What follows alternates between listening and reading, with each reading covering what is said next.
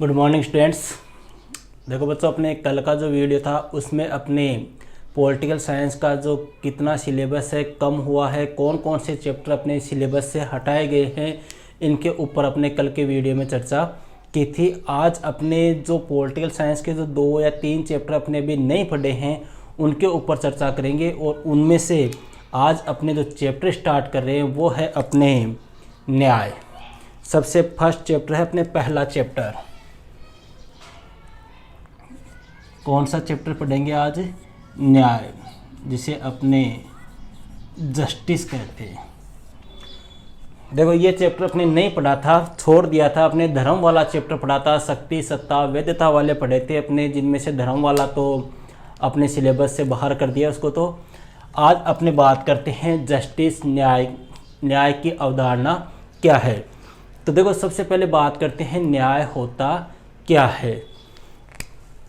देखो ये अंग्रेजी भाषा का जो जस्टिस शब्द है यह लैटिन भाषा के जस्टिया से बना है। इसका अर्थ कैसे पता करेंगे अपने कि जो न्याय शब्द है, न्याय शब्द अंग्रेजी भाषा के जस्टिस का हिंदी रूपांतर है, और जस्टिस जो शब्द है वो लैटिन भाषा के जस्टिया से बना है, जिसका अर्थ होता है जोड़ना या मिलाना। इस प्रकार से अपने इसका शाब्दिक अर्थ देखें तो शाब्दिक अर्थ तो हो गया कि जोड़ना या मिलाना ही क्या है? न्याय है। अब जोड़ना किसको किसको मिलाना? तो देखो अपनी नैतिकता है, बंधुता है, भाईचारा है, इनको आपस में क्या करना? इनको आपस में जोड़ना, इनको आपस में मिलाना, या समानता है, अपने सहयोग है, ये सभी जो तत्व है इन तत्वों को आपस में क्या कर देना? एक कर देना। इन तत्वों को आपस में जोड़ देना, वही क्या कहलाता है? न्याय कहलाता है। अपने पाश्चात्य दृष्टिकोण है जो पाश्चात्य दृष्टिकोण, इस पाश्चात्य दृष्टिकोण में कहा गया है, इसमें न्याय की परिभाषा दी है कि न्याय जो है वो क्या है? एक सद्गुण है। पाश्चात्य दृष्टिकोण का मतलब हो गया अपने जो प्लेटो अरस्तु वगैरह थे इनकी बात है अपने।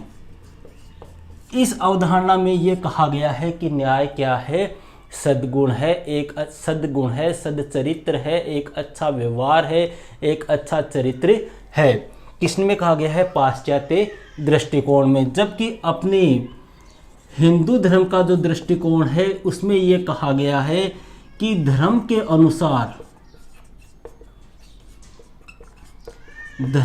अनुसार कार्य करना ही क्या है? न्याय है।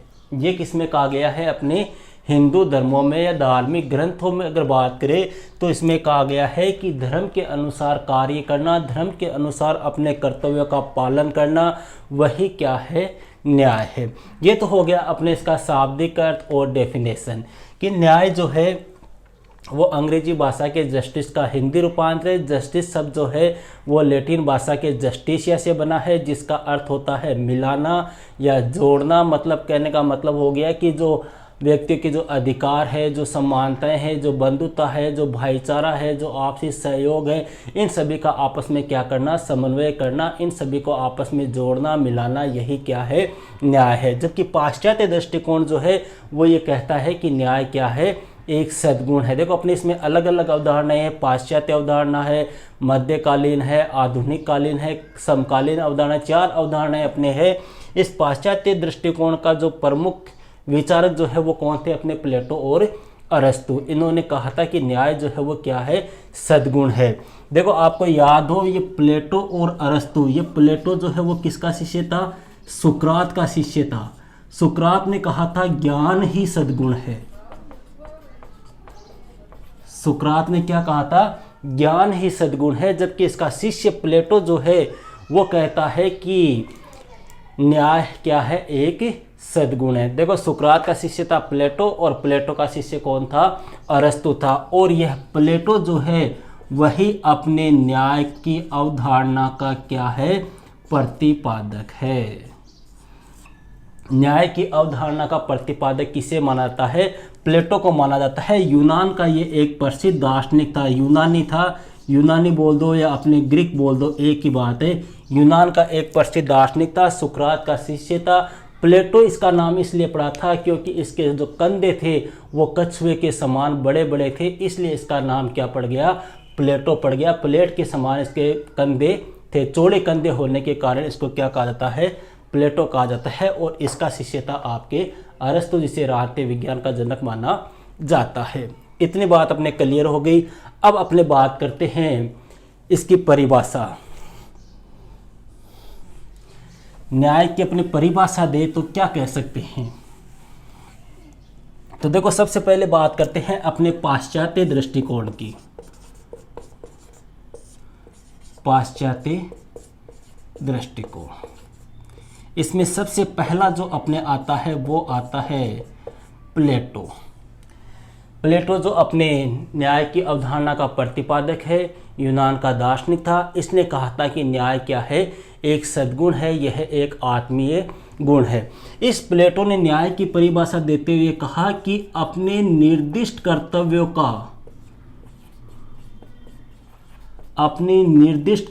का क्या करना? पालन करना, और दूसरों के कार्यों में क्या न करना? हस्तक्षेप न करना। वही क्या है? प्लेटो के अकॉर्डिंग जस्टिस है, प्लेटो के अकॉर्डिंग न्याय है। मतलब अपने निर्दिष्ट कार्यों को करना चाहिए, दूसरों के कार्यों में हस्तक्षेप नहीं करना चाहिए। प्लेटो जो है वो न्याय को क्या मानता है? एक मौलिक गुण मानता है।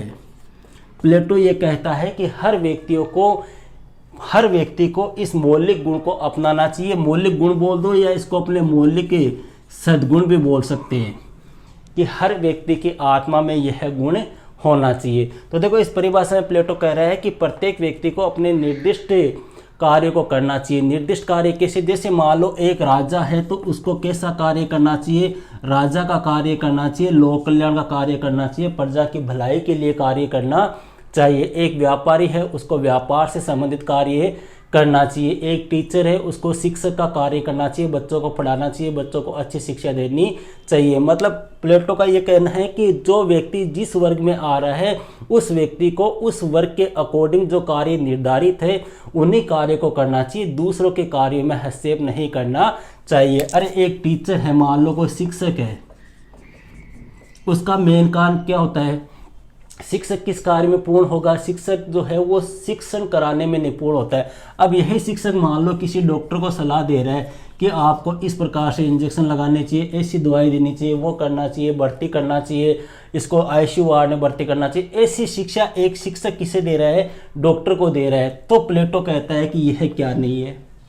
न्याय नहीं है। क्यों? क्योंकि इसका कार्य अलग है, इसका कार्य अलग है। ये अपने कार्य में निपुण है, ये अपने कार्य में निपुण है। तो इसको अपने जो कर्तव्य है, अपने कार्य है, उन्हीं कार्यों को करना चाहिए। दूसरों के कार्य में क्या नहीं करना चाहिए?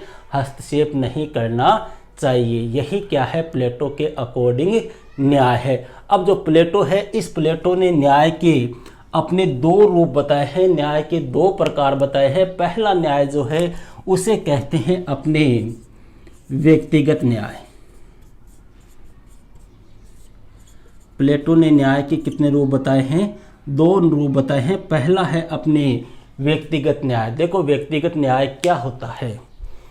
देखो प्लेटो जो है, इस प्लेटो का यह मानना है कि प्रत्येक मनुष्य की आत्मा में या मानवीय आत्मा जो होती है उसमें कितने तत्व पाए जाते हैं? 3 तत्व पाए जाते हैं। कौन कहता है? प्लेटो कहता है कि हर व्यक्ति के आत्मा जो होती है, हर व्यक्ति का जो शरीर होता है उसके अंदर 3 तत्व पाए जाते हैं। और वह 3 तत्व कौन सा है? पहला है तृष्णा, दूसरा है अपने शौर्य, और तीसरा है अपने बुद्धि। यह प्लेटो कह रहा है कि प्रत्येक व्यक्ति जो है उसकी आत्मा में कितने तत्व होते हैं? 3 तत्व होते हैं, तृष्णा, शौर्य और बुद्धि। इन तीनों ही तत्वों के मध्य आपस में अगर क्या होगा?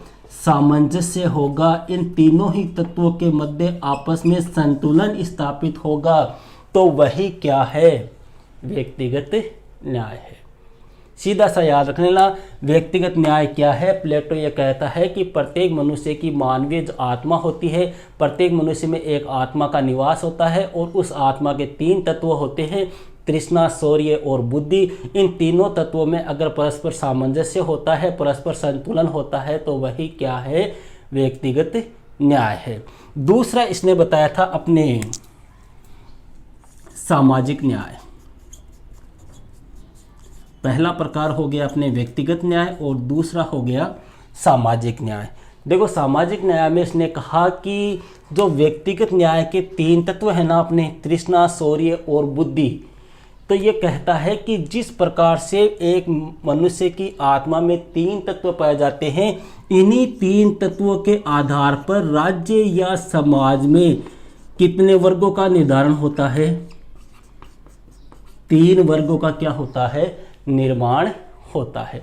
किनके आधार पर, उपरोक्त 3 तत्व जो है ना मनुष्य की आत्मा में पाए जा रहे हैं, इन्हीं 3 तत्वों के आधार पर राज्य या जो समाज होता है उसमें कितने वर्गों का निर्माण होता है, 3 तत्वों का क्या होता है, निर्माण होता है। वो 3 तत्व कौन कौन से हैं, उत्पादक, तृष्णा से तो बन गया अपने उत्पादक वर्ग, शौर्य से बन गया अपने सैनिक वर्ग और बुद्धि से बन गया अपने शासक या अभिभावक वर्ग। व्यक्तिगत न्याय में इसने प्रत्येक मनुष्य की आत्मा में 3 तत्व बताए हैं, जबकि सामाजिक न्याय में यह कहता है कि इन 3 तत्वों के आधार पर समाज या राज्य में कितने वर्ग बनते हैं, 3 वर्ग बनते हैं। तृष्णा से उत्पादक वर्ग बनता है, शौर्य से सैनिक वर्ग बनता है और बुद्धि से कौन सा वर्ग बनता है, शासक वर्ग बनता है। मतलब इसमें बुद्धि होगी वही शासन करेगा, जिसमें शौर्य होगा, साहस होगा, पराक्रम होगा, वह सैनिक वर्ग में आएगा और तृष्णा वाला व्यक्ति जो है वो उत्पादक वर्ग में आएगा। तो यहाँ पर ये क्या कह रहा है कि यहाँ पर इन तीनों वर्गों में क्या होगा, अगर इन तीनों वर्गों में सामंजस्य या संतुलन स्थापित करना ही क्या है, सामाजिक न्याय है। ऊपर कह रहा है इन तीनों तत्वों में सामंजस्य, संतुलन, समन्वय स्थापित करना न्याय है। यहाँ पर कह रहा है इन तीनों वर्गों में सामंजस्य, समन्वय, संतुलन स्थापित करना ही क्या है, न्याय है। तो कहने का मतलब हो गया कि प्लेटो ये कहता है कि सामाजिक न्याय वह है जिसमें ये तीनों वर्ग जो है वो क्या करे, अपने निर्दिष्ट कर्तव्यों का पालन करे, दूसरों के कार्यों में हस्तक्षेप ना करे, वही क्या है, न्याय है। तो ये तो हो गई अपने किसकी बात, प्लेटो के न्याय की। और एक बात और ध्यान देना, प्लेटो का न्याय जो है वो एक नैतिक नियम है, ना कि कैसा नियम, कानूनी नियम। मतलब इसको एक नैतिक नियम बताया है, कानूनी नियम नहीं है। नैतिक नियम का मतलब हो गया कि यह हर व्यक्ति की एक नैतिकता होती है, एक जिम्मेदारी होती है कि वह इस प्रकार से कार्य करे, यह कानूनी बाध्यता नहीं है, ऐसा प्लेटो का मानना है। तो ये तो हो गया अपने पाश्चात्य दृष्टिकोण या प्राचीन दृष्टिकोण में सबसे पहला कौन, प्लेटो, जिसने न्याय के कितने रूप बताए, 2 प्रकार बताए। क्या परिभाषा दी, कहाँ का था, किसका शिष्य था। और देखो इस न्याय की अवधारणा का प्रतिपादन इसने किस में किया है, प्लेटो जो है इसने एक पुस्तक लिखी थी, इसकी फेमस पुस्तक है जिसका नाम है रिपब्लिक। इस रिपब्लिक पुस्तक का भाग 2, भाग 3 और भाग 4, इन तीनों भागों में प्लेटो ने किसका उल्लेख किया है, न्याय की अवधारणा का उल्लेख किया है।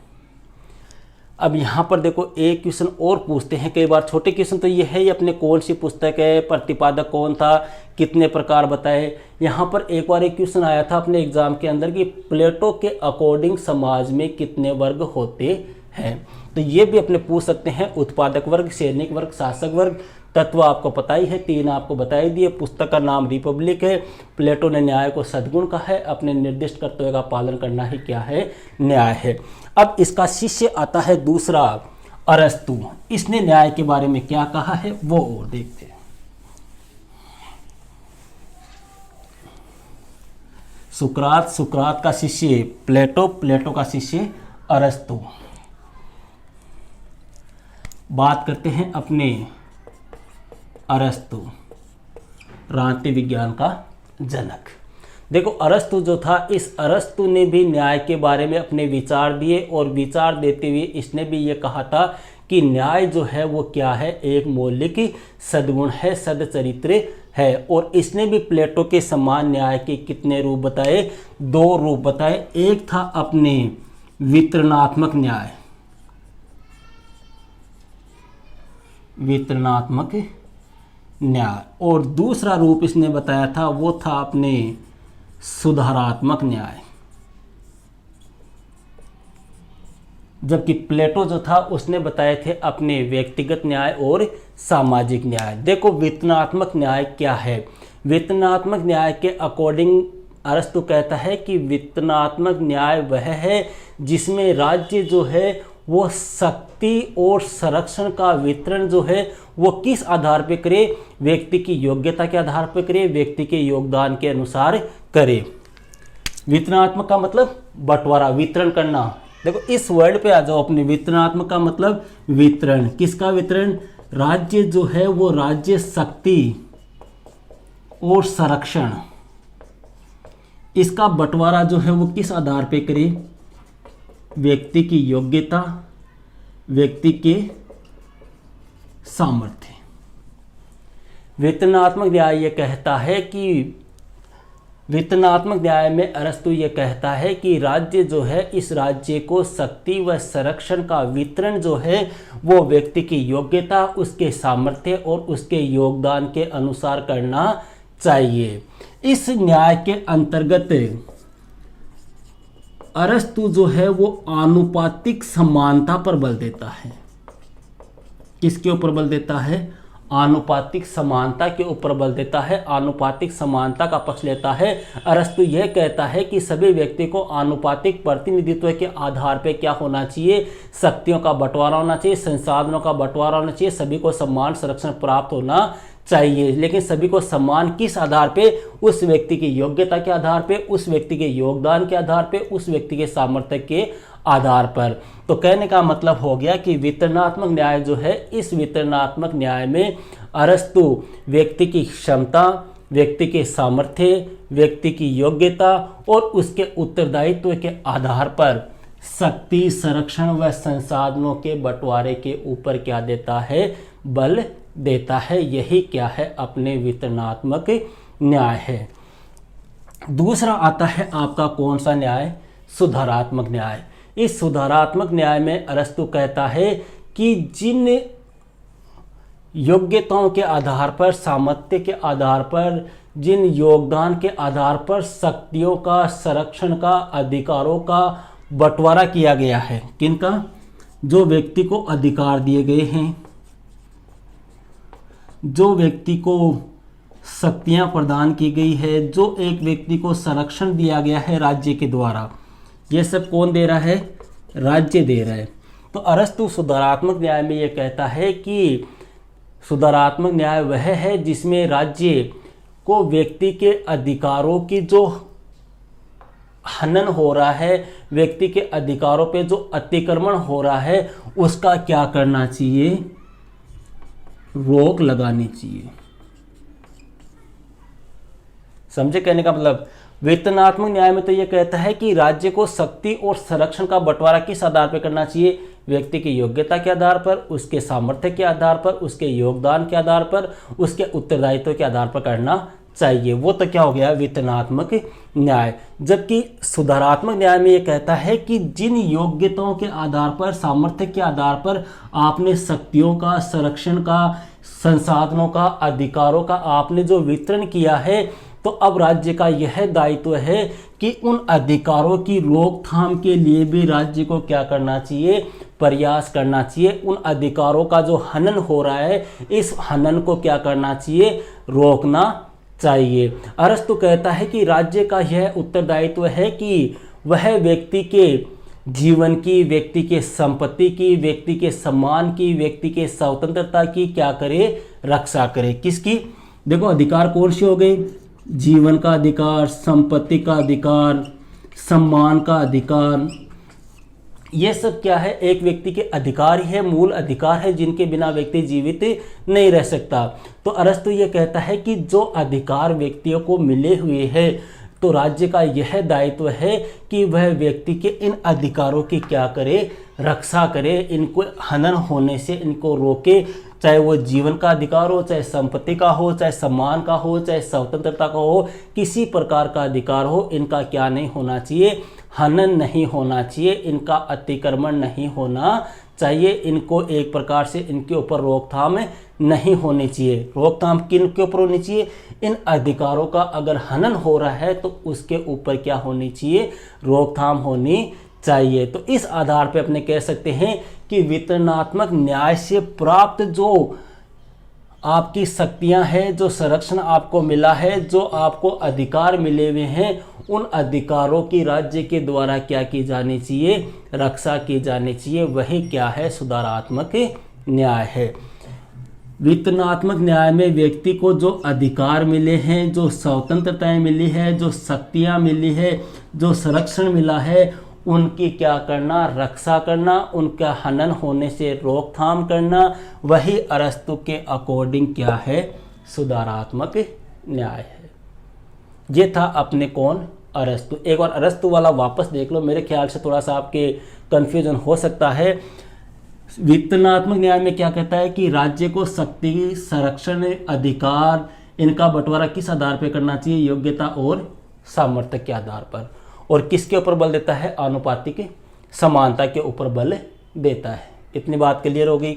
सुधारात्मक न्याय में क्या कह रहा है कि वितरणात्मक न्याय के अंतर्गत व्यक्ति को जो शक्तियां मिली है, जो संरक्षण मिला है, जो अधिकार मिले हैं, इन अधिकारों की क्या होनी चाहिए, राज्य को इनकी रक्षा करनी चाहिए, इनके हनन होने पर राज्य को इनकी रोकथाम करनी चाहिए। या कहने का मतलब हो गया कि व्यक्ति के पास में जो जीवन का, जीने का, संपत्ति का, सम्मान का, स्वतंत्रता का जो अधिकार है, इन अधिकारों पर किसी प्रकार की रोक टोक नहीं होनी चाहिए, इनके ऊपर किसी प्रकार का हनन नहीं होना चाहिए। राज्य का यह दायित्व है कि वह इनकी क्या करे, रक्षा करे। यही अरस्तु के अकॉर्डिंग सुधारात्मक न्याय है। तो आज का अपना वीडियो इतना ही। आज आपने देख लिया कि न्याय क्या होता है, न्याय का अर्थ क्या है, परिभाषा क्या है, और जो पाश्चात्य विचारक है, प्राचीन विचारक प्लेटो और अरस्तु, इन्होंने न्याय के बारे में क्या बताया है, न्याय के कौन से रूप बताए हैं, ये चर्चा अपने आज के वीडियो में हो चुकी है। नेक्स्ट वीडियो में अपने बात करेंगे नेक्स्ट टॉपिक की। Okay, that's all.